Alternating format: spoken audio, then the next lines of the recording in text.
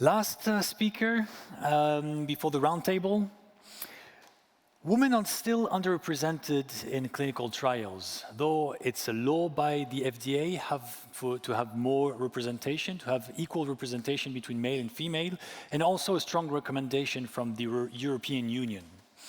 Also to be noted, only 4% of research funds go to women health, Building trust through more inclusive research and health, that's the goal of Tech4Eva, and I'm very happy to welcome on stage Sophie Revaz, Executive Committee member from Groupe Mutuel. Sophie, the floor is yours.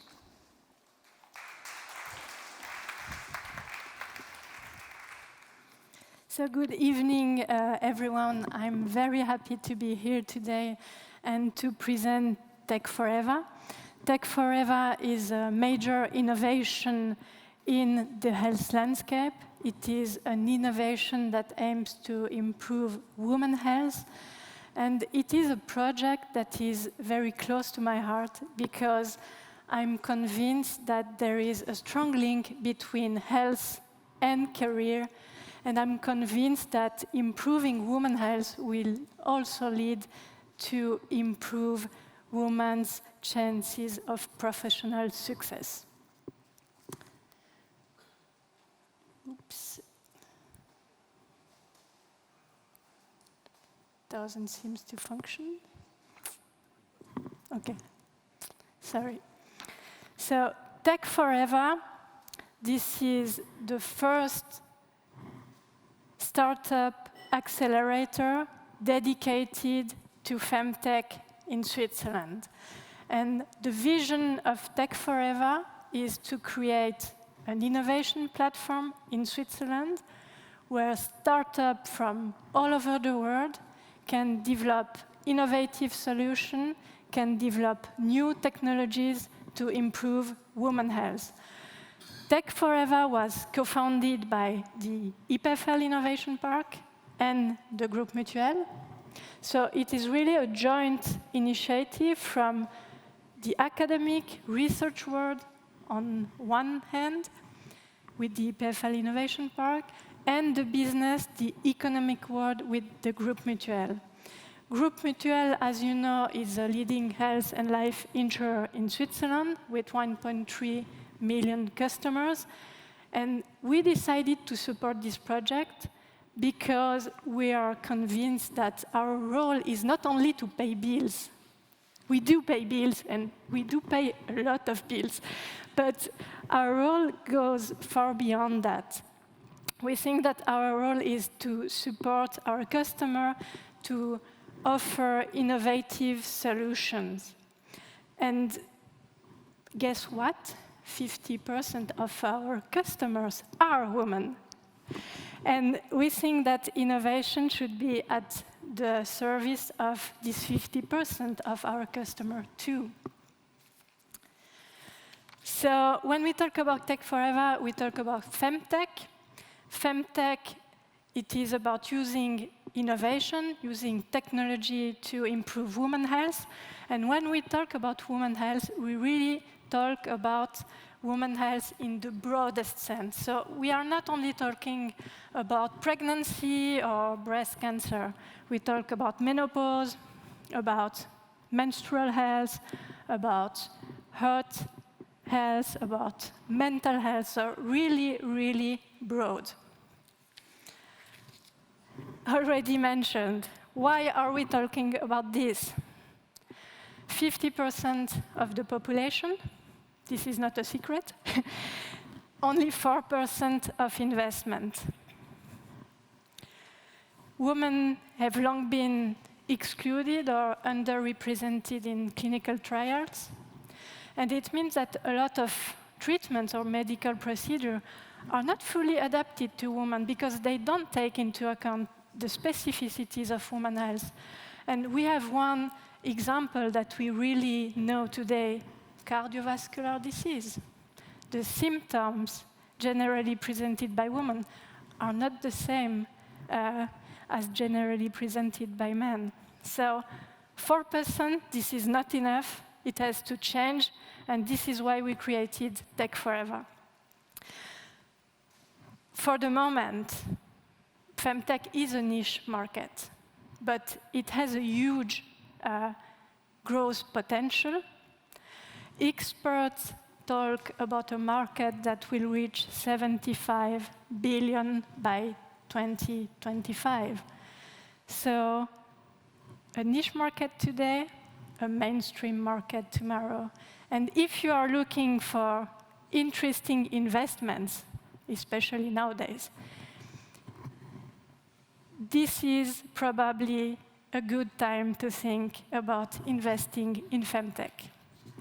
So we launched Tech Forever in 2021. For the first edition, we already had 110 applications from 25 different countries. We had a lot of Swiss startups, 33 Swiss startups, but also startups from France, from the US, from Israel, from Singapore.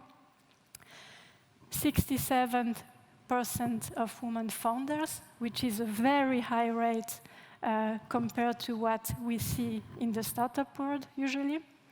And we selected 30 startups that were supported by the program, supporting during 9 months.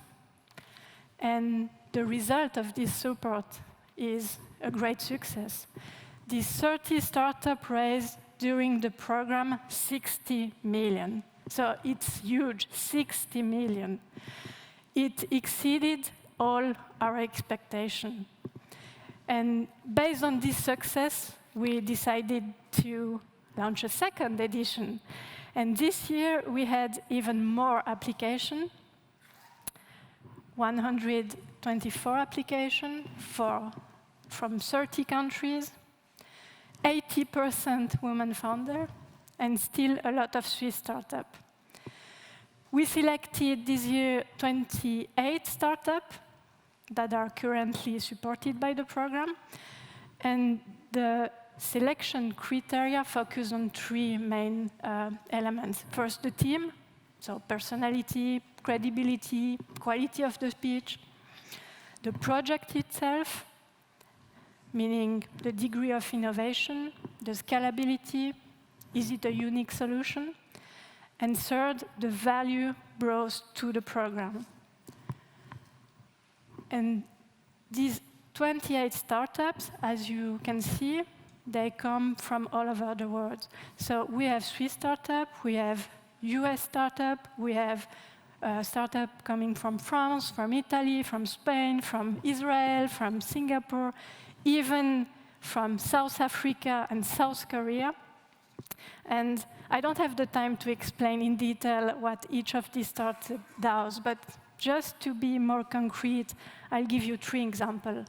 One example is a startup that develops an innovative artificial intelligence solution to diagnose breast cancer much earlier than it is possible today. Second example is a startup that develops an innovative treatment for endometriosis. And the third example I would mention is a startup that develops a smart pillow. What is that? So it is a pillow that helps to regulate the temperature, the head and neck temperature, to avoid the menopause symptoms during the night. So as you see, a lot of different solutions, a lot of different topics, but always with this same goal to improve women's health. How do we concretely support the startup? So we have growth startup, we have early stage startup. The goals are different, the activities are different. For growth startup, the goals will be visibility, customer acquisition, fundraising. So we will have mentorship, roadshow, business introduction, investor meetings. For early stage, the goals are a bit different. It will be rather market validation, refine business model, find pilot project. So activities will be training, will be coaching, will be communication. So we try to have a support as tailored as possible. We also have activities that are common to all the startups because we really want to create a community. So there, the goals are to extend the knowledge, to form partnership, to build this network by having thematic workshop, experience sharing, peer-to-peer session. All these activities take place during 9 months. It is not a coincidence, I guess, when we talk about women's health. And what we really want to achieve during these 9 months is that the startups acquire as much knowledge and skills as possible, that they raise as much money as possible, so that they can, beyond the program, continue their development, continue their mission to improve women's health. A lot of these activities, they are open to the public, they are free. So if you want to learn more about FemTech, about the startup, about women's health, don't hesitate to participate. We will have the Basel Roadshow on the 18th of October. It's an online meeting. We will have on the 28th of November the closing ceremony for the second edition, where we will celebrate the successes and highlight also the key trends. So you will find all information on the website.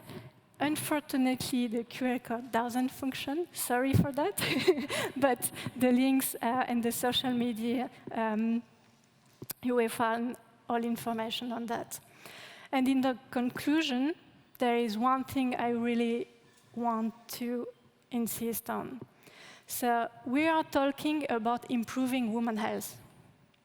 This is a big challenge, a very big challenge. So we cannot solve it alone. No one can solve it alone. So we really have to work all together. We really have to have all actors around the same table, all players around the same table, if we want to succeed. So this is a cause, and we would like you to join us. Thank you for your attention, and very happy to continue the discussion after that.